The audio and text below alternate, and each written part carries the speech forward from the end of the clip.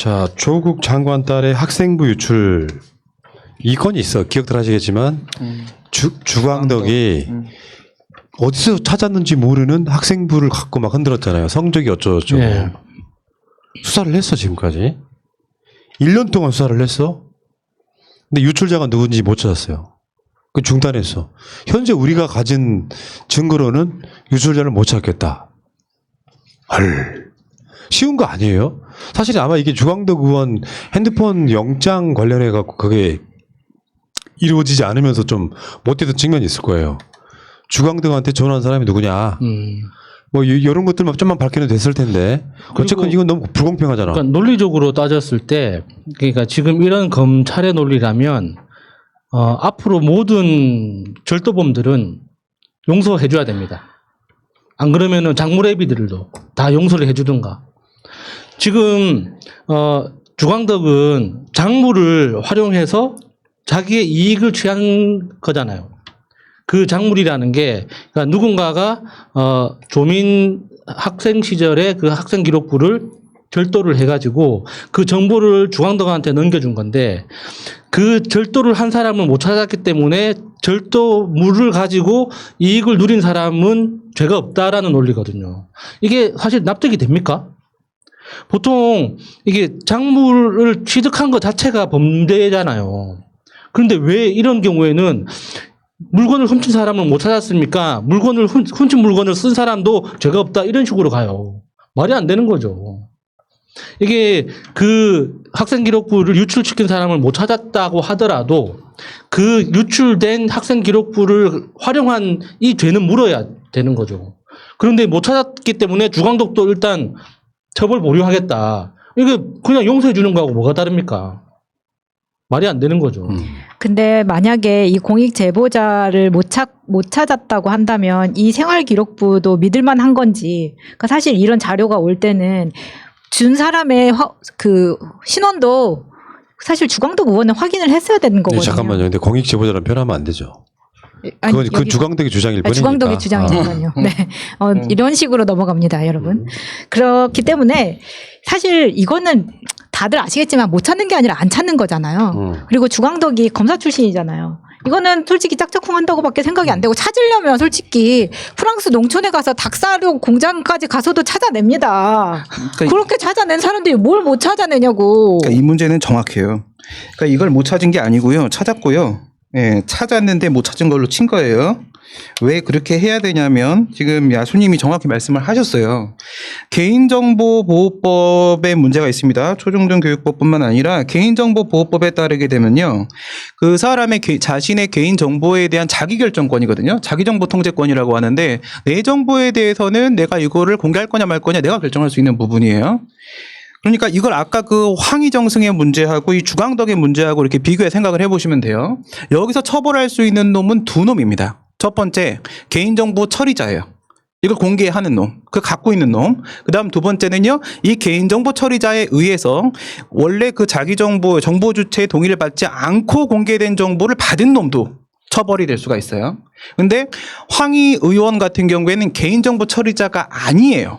아니기 때문에 문제 삼는다는 것 자체가 말이 안 돼요. 뭐 권경의 변호사나 이런 사람들 잘 몰라서 그런 얘기하는 거예요. 법을 모르니까 변호사에서 그렇게 얘기를 하는 것이고. 그냥 웃어줘야지. 변호사에서 법을 모르니까 훌륭한 논리다 진짜. 5년에 5천만 원 얘기하는데 5년에 5천만이 어느 법인 제가 제일 싫어하는 변호사가 법상거리는 애들이거든요. 어느 법 얘기하면 아무것도 몰라요. 예, 그건 권경이 지금 계속 그런 식으로 얘기하는데 그거 아니고요. 황희정승은 개인정보 처리자가 아니기 때문에 법에 저촉되는 바가 없습니다. 그럼 지금 이 문제는 뭐냐면 이 지금 조민 학생의 정보를 외부에 유출시킨 사람 얘 잡아내면요. 누가 잡히냐면 야수님 말씀하신 대로 법적으로 주광덕이 잡혀요.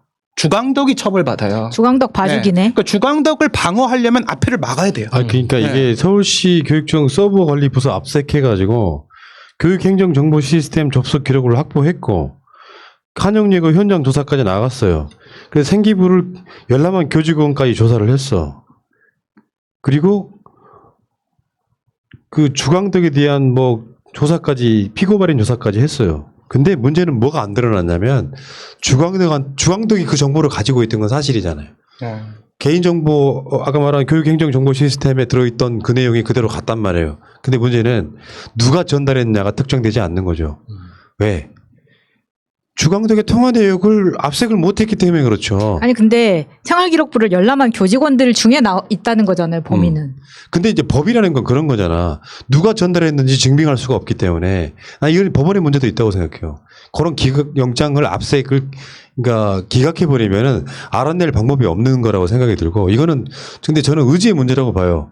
이것을 경찰이 2단계에서 지금 이 공익 제보자를 특정할 수 없었다 이런 식으로 지금 경찰이 이야기하고 있는 거지 않습니까? 문제는 결국엔 검찰이죠. 문제가 경찰은 유출자를 못 찾고 중단을 했는데 이게 검찰이 적극적으로 나서면 쉽게 찾을 수 있다는 거예요.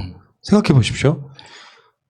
압색 영장을 다시 한번 발급한다든지 하는 방식으로 의지만 갖고 있으면 얼마든지 해. 근데 경찰의 힘으로는 불가능해. 검경 수사권 문제도 있고 그래가지고 경찰의 힘만으로는 부족하다는 얘기가 이야기의 핵심인 거예요. 그러니까 경찰이 안 찾으려고 안 찾는다기보다는 검찰의 비협조가 지금도 그걸 못 찾고 중단시켜버린 상태. 이렇게 사건을 해석하는 게 맞을 것 같고요. 네, 맞아요. 예. 그리고 그래가지고 이 사건이 이제 이렇게 경찰이 발표를 하니까 조국 장관이 빡이 쳤어.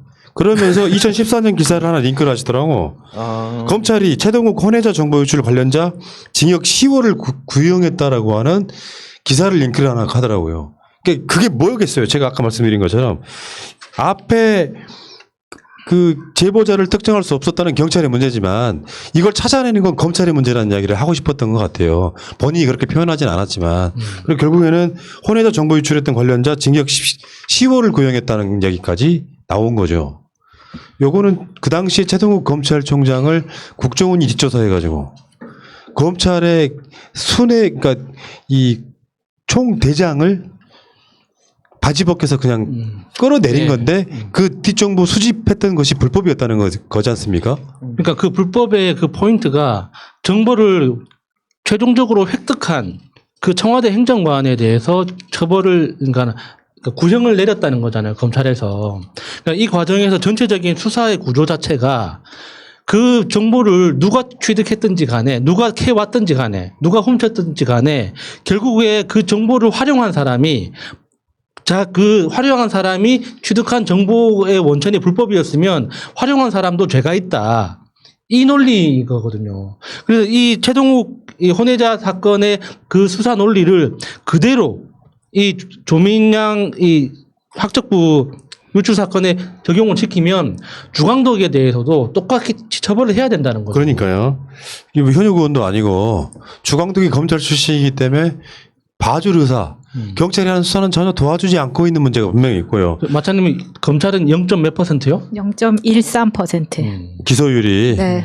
최동욱 혼외자 정보 유출 관련해 가지고 당시 징역 10개월 구형 받았던 사람들이 누구냐면 청와대 총무비서관실 행정관 그 한 놈하고 서초국정 행정지원국장 그리고 국정원 직원 이 세 사람이 얼개가 나오잖아. 뒷조사하는 놈, 네. 지시하다란 놈 그리고 실제로 실무적으로 그 정보를 캐낸 서초구청까지 그 당시 정권이 전방위적으로 서초구청 자체가 아직까지 민주당이 한 번도 접수해 본 곳이 없는 곳이잖아. 이렇게 다 연결 지어가지고 그랬어도 찾아냈단 말이에요. 검찰의 의지만 있다면 당연히 이게 주광덕이 그 흔들었던 게 그거 아니에요. 생활 기록부 봤더니 조민의 영어 실력이 형편없던데 그 당시 그런 어떤 것들이 민심을 나쁘게 하는데 결정적인 역할들을 합니다. 네. 마치 영어는 못한 학생이었는데 특혜를 받은 것처럼 사실은 나중에 그게 또 팩트 체크가 됐죠. 한국식 영어와 실제로 영어를 잘하는 것과는 다른 문제. 그리고 그 반 학생들이 다 영어를 너무 잘해가지고 1점만 떨어져도 1등하고 25등하고 점수 차이가 1, 2점밖에 차이가 안 나는 그런 상황이었던 거죠. 그렇죠. 이거는 뭐 김학이 비디오 내놓고 김학인지 모르겠다라고 말하는 검찰의 수준하고 똑같은 겁니다. 맞습니다. 맞습니다. 이런 짓거리 했던 놈들이 지금 추미애 장관과 조국 장관을 참 공세하고 있는데 정말 그러니까 이런 거 있잖아. 살면 진짜 억울한 일이 있잖아요. 그 억울한 일을 당하는 사람 입장에서는 너무 억울하면 이게 화병이 나기도 하고 극단적 선택을 하기도 해요. 너무 화가 나니까. 내가 너무 억울함을 증명하려고 죽기도 해요. 우리가 그런 상황 아니야. 선입견 갖다 놓고 버리고 이렇게 객관적으로 보면 설사 잘못이 있을지라도 티끌 같은 잘못 하나를 갖고 침소봉대에서 정상적으로 군생을 마친 사람까지도 특혜를 받았다고 공격을 해. 근데 그걸 실제로 공격하는 놈들은 조중동이나 국짐이나 더 어마어마한 특혜를 받은 놈들이에요. 근데 언론이 도와주니까 한 사람 바보 만들기가 가능해. 그 지금의 그 시스템이 지금 우리로 하여금 화병나게 만드는 그나마 우리가 당사자가 아니니까 극단적 선택까지는 안 하는데 당하는 입장에서는 화가 어마어마하게 나는 거예요. 그리고 지금 이 상황도 그렇습니다. 유튜브에서 우리가 지금 라이브를 안 하는 걸로 나오고 있어요. 그러다 보니까 지금 사람들이 들어오지를 않고 있어. 우리가 방송하는 줄 몰라. 이런 거 솔직히 우리가 이런 이야기 하기 때문에 유튜브 지금 배제시키는 거 아닐까 억울하다고. 근데 이 문제는 여러분 잠깐만. 여기서 좋아요랑 구독이 높아야 그나마 조금 노출도가 높아집니다. 아 라이브에 지금 안 뜨고 있어요? 네. 아 어쩐지.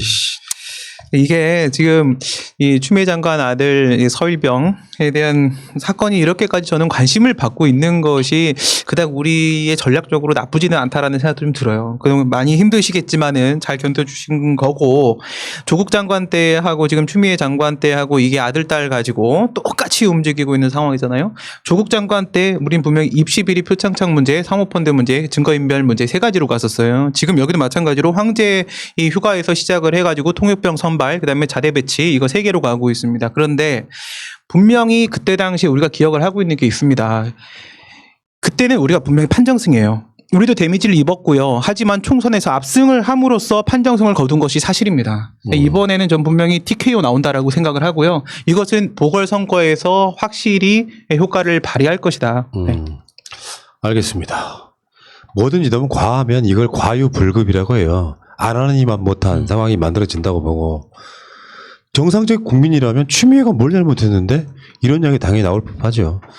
이제 그 판단을 흐리게 하는 것은 결국은 언론의 문제라고 보고 어차피 국민의 짐은 의도가 악의적일 수밖에 없어요. 근데 그걸 너무 과하게 오늘도 국회 대장군 질문에서 늘 그런 이야기 나오는 거죠. 코로나 상황 때문에 굉장히 많은 국민들이 어려운데 국회에서는 이걸 지지고 볶는 거예요. 근데 상대가 공격을 해오니까 어쩔 수 없이 방어를 해야 되는 그걸 송구하다고 말한 거야. 추미애 장관도 그렇죠. 페이스북에 글 쓴 거 보면 그런 내용들이거든요. 자, 일단 그 이야기는 여기까지.